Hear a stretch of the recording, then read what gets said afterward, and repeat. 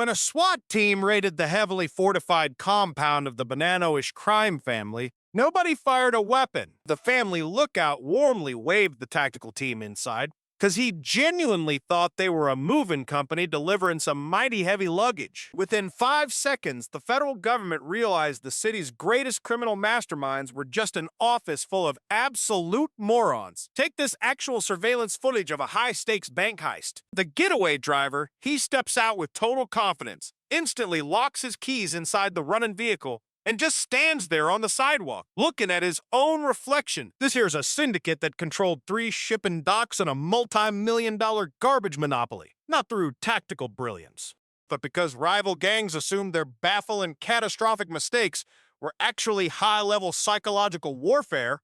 At the center of this administrative nightmare is old Don Vittorio, a man whose high blood pressure is caused entirely by corporate incompetence. We're talking about an organizational chart where every single high-ranking lieutenant is a third cousin who doesn't know what a felony is.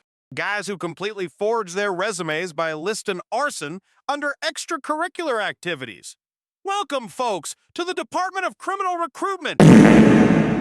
Back in the late 20th century, this here syndicate, it stopped recruiting from the streets and began operating under a mandatory nepotism protection program. If you are a blood relative of the Don, you are legally untouchable, regardless of whether you possess the cognitive capacity to operate a standard desk stapler. Take the head of the document forgery department, a man known on the streets as Two-Finger Tommy. He didn't get that name in a legendary gang war. He lost 3 fingers trying to clear a paper jam in a heavy-duty laminating machine. They operate strictly on the good enough doctrine. If a broken stepladder can technically be balanced against a brick wall using a soggy phone book, congratulations! That's now the primary tactical insertion tool for all future bank robberies. They even send out official notice of non-performance letters to hitmen who miss their targets. And if a soldier accidentally backs a stolen forklift through the wall of a police station, well, the family paperwork classifies it as, strategic spatial displacement. But this goddamn house of cards was about to face an existential crisis. The family owed $2 million in unmarked bearer bonds to the ruthless Lucchese crew. To secure that cash,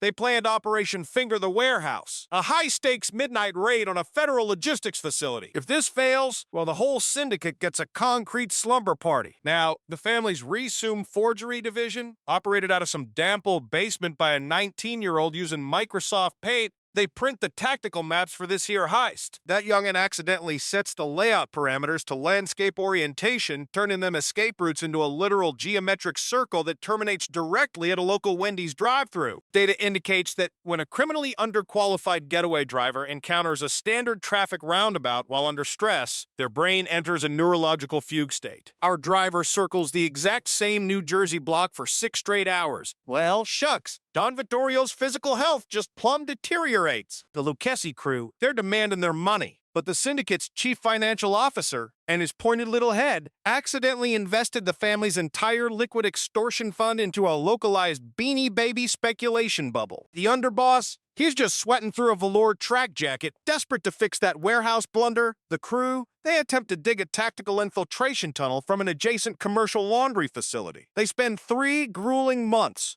digging through solid bedrock with cinematic precision. They finally break through that concrete floor with absolute dramatic flair, only to emerge directly back into their own basement, right next to the washing machine, while the foreman, he dug himself a perfect, flawless U-shape. And right as they're brushing that drywall dust off their tracksuits, the heavily armed Lucchese crew kicks in the door to execute everyone for the missing money. But upon entering the basement, that rival boss stops dead in his tracks. He discovers a massive, professionally lit subterranean tunnel. He assumes this is a terrifying, high-concept psychological intimidation tactic, a display of infinite manpower and sheer, unfiltered madness. The Lucchese boss, he panics and immediately flees the state. But the federal government, they were already closing in, y'all, thanks to the syndicate's top informant, the snitch who didn't know he was a snitch. Well, he sits down for an interrogation with the good old FBI, but he genuinely believes that federal agent is just an incredibly attentive bartender who loves hearing workplace gossip. He proudly hands over the family's official annual performance reviews.